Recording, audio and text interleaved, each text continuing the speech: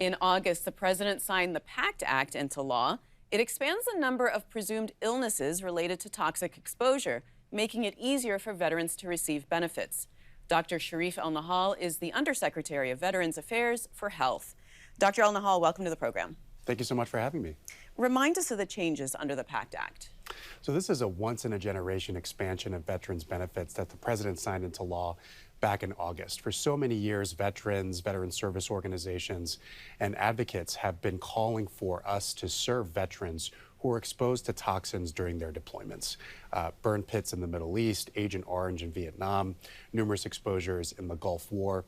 And we are finally able to answer that call because the president's leadership and Congress who gave us the authority to do this. And so we've already received over 170,000 applications for benefits from this. We've screened over 750,000 veterans across the country. And this week we're doing over 90 events to get the word out about these new benefits to veterans everywhere. Tell me, what are the new illnesses that are being covered now?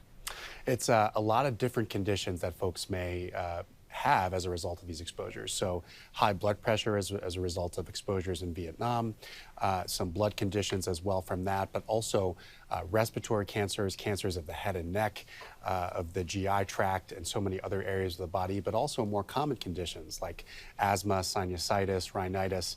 And so chances are, if you're contending with a chronic condition as a veteran and you were exposed to one of these things during your deployments, you may qualify for even more benefits. The VA just started processing claims for terminally ill veterans. Talk about that decision. That's right. We were very concerned about having to wait to finally approve benefits for folks who had conditions that may end their life. And so as a result, the agency really decided to take the lead on this, make sure that we process those claims first.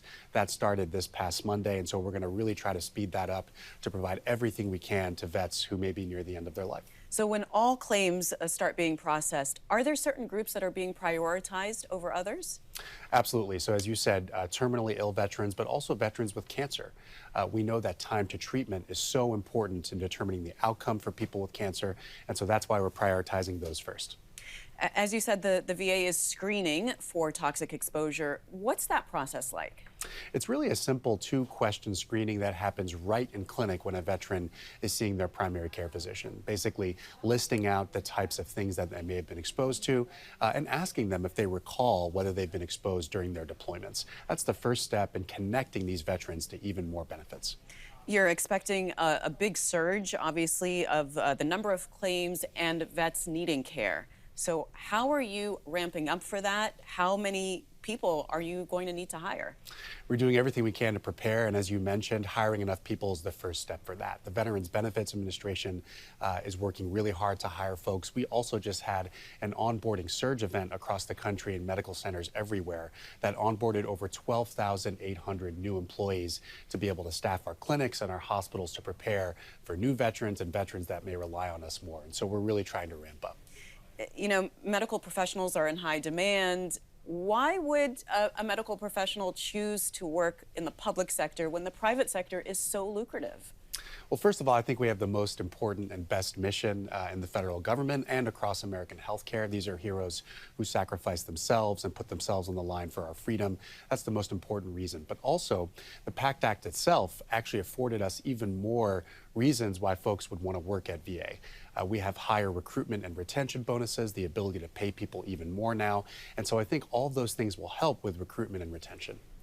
And how many people are yet to be hired? Do you have a number? We have to hire 52,000 people a year to keep up with folks leaving the healthcare workforce, but also people retiring. And so we're looking to hire as many people as possible. If you're a healthcare worker out there, please consider VA. You were confirmed as Undersecretary of Health in July, the first person to be Senate confirmed in the position since 2017. Tell us about that process and a little bit about your background. Well, it was an honor to be nominated by the president and confirmed by the Senate. Our colleagues in Congress work in a bipartisan way to get things done, and that's how I'm approaching this job. The veteran mission is too important, and this is a really, really amazing opportunity to benefit folks who protect my own freedom, and it's just a huge honor. And you have a background in public health as well. I was health commissioner in New Jersey, which was an amazing experience protecting the health and well-being of 9 million residents there. And then I ran a safety net hospital in Newark that was at the epicenter of the pandemic. So I hope those things give me the experience to be able to serve veterans across the country, and I can't wait to ramp up, especially for the PACT Act. Looking at the year ahead, tell me about some of your top priorities. So top priority is gearing up to serve even more veterans with toxic exposures. To do that, we have to hire faster and more competitively. We have to get veterans the soonest and best care by expanding access. That means hiring as many people as possible, but also making ourselves more efficient to open up our system. We also have to prioritize suicide prevention, the top clinical priority in VA, because we know that the invisible wounds of war are significant, and every single veteran suicide is a tragedy. So we think all of it is preventable, and we're investing a lot of resources to tackle that problem. Tell me a little bit about what you're doing to tackle that problem. A lot of things. So first of all, we launched 988 Press 1 over the summer. The administration was keen on making it an easier way for veterans to call us if they're in crisis. We're also expanding access to our clinics across the country for mental health to make sure folks have that longitudinal care.